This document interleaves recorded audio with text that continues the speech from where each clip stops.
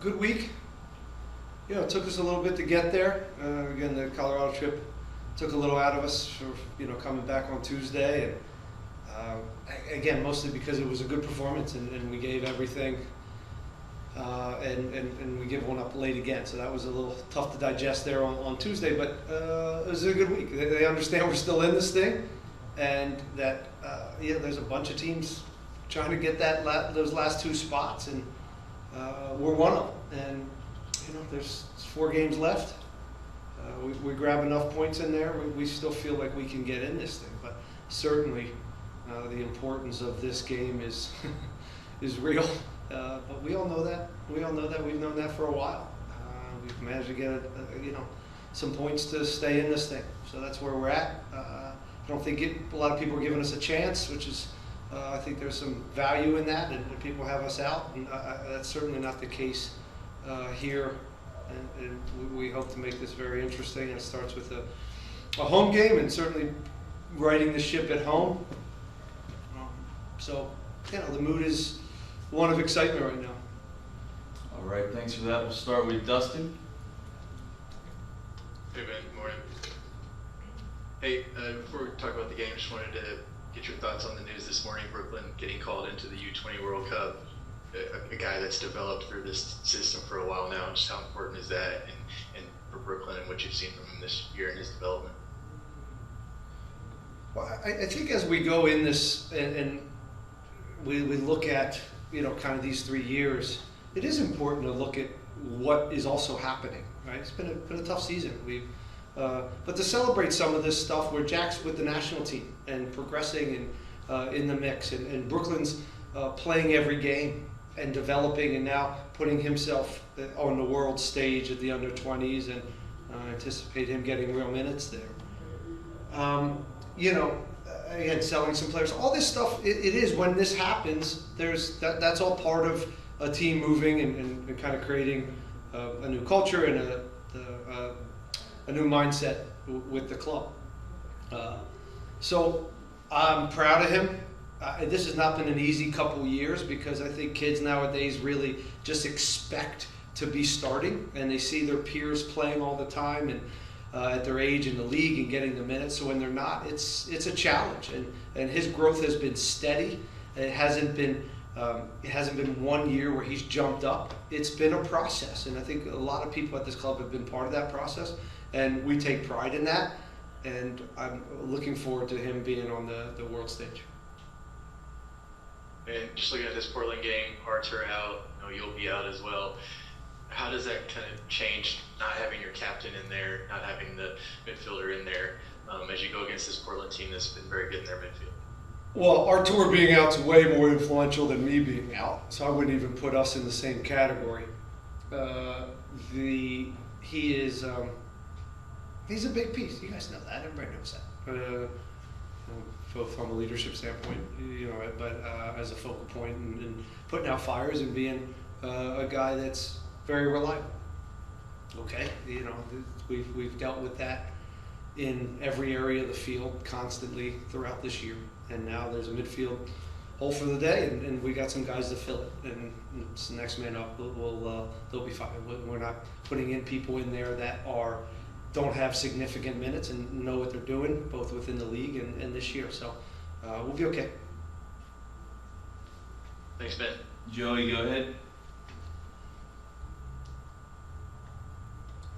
Hey Ben, how so far have the new guys, Damian Lowe and Sergio Santos, fit into the puzzle so far? And can we anticipate a debut this weekend? They are doing fine.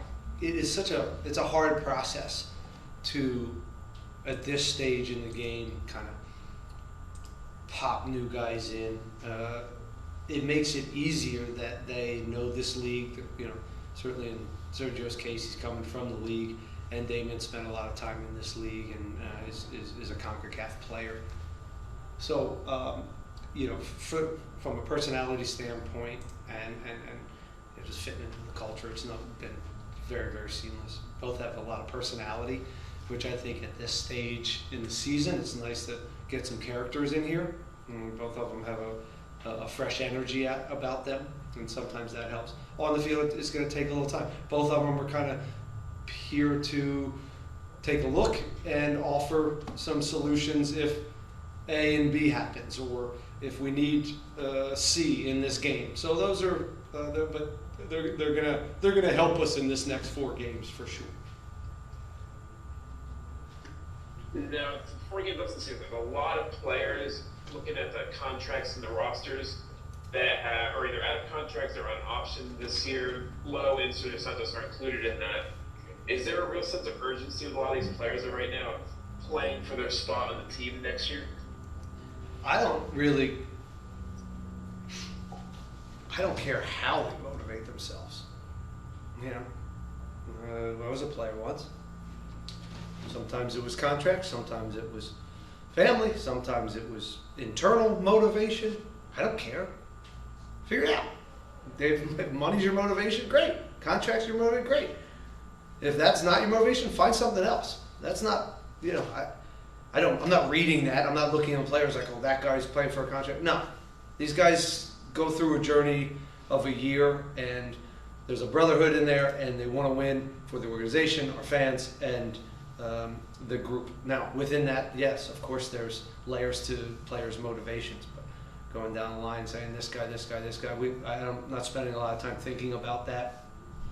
Asher and Pat deal with the contracts, and we can focus really on the just trying to get this team to be at its best.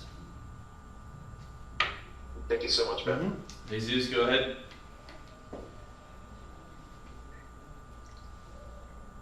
Oh no. Jesus, are you kidding me? We can't hear you.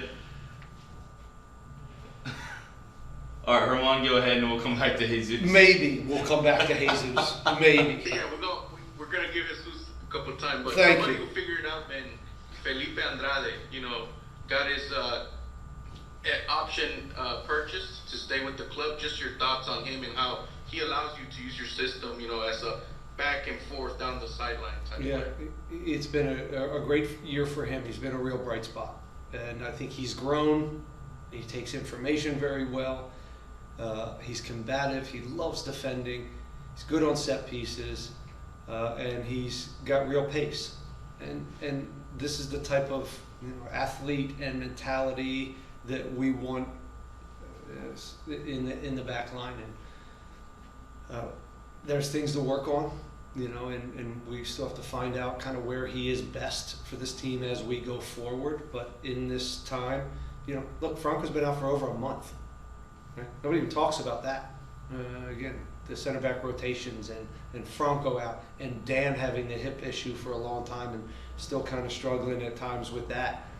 It's been thin, and within that, you need players to step up. And he's one of them this year that has replaced injured players, or kind of, the back line. He's played a bunch of different spots. So he's certainly earned that new, extension or buy or purchase or contract, whatever it was. And we're happy to have him going forward because, again, he has a lot of different qualities that we like, and his versatility will help us. Thank you, Coach. Sam, go ahead. Yeah, hi Ben. Sam?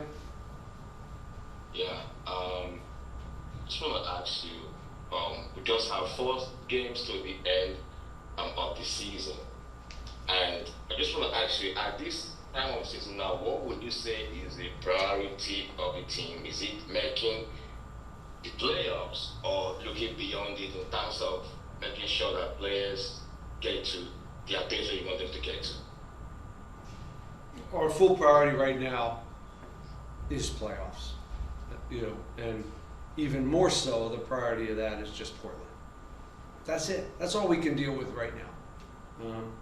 There's people that I work with, Asher and Pat, that can focus on the playoffs and this team and me and pushing us forward, but also focus on next year. And of course, I have some of that dialogue as this goes. You always have to be proactive and always thinking about the future. But the headspace for certainly the staff and the players is in this moment. because I don't, you know, and even in your voice, Sam, I don't think, you know, we have a chance at this thing. And I think the players believe that, and the coaching staff believes it. So that'll be it. And when and if that ever happens and we're out of it, we're going to still focus on the next game. And we're going to go try to get points in the next game. So this is just how we live. And of course, there's conversations going on about the future. And but that would be the same situation as if we were in third place in the West. That's just professional sports, and you're always looking forward. So with the table, so the race now so tight, do you speak to the players about the scenarios that may see the team to the players, or like you said, is there one match scenario type of thing? It's one match at a time. It's one match at a time. All right. We gotta get 3 against Portland. Well, I wish you had the best.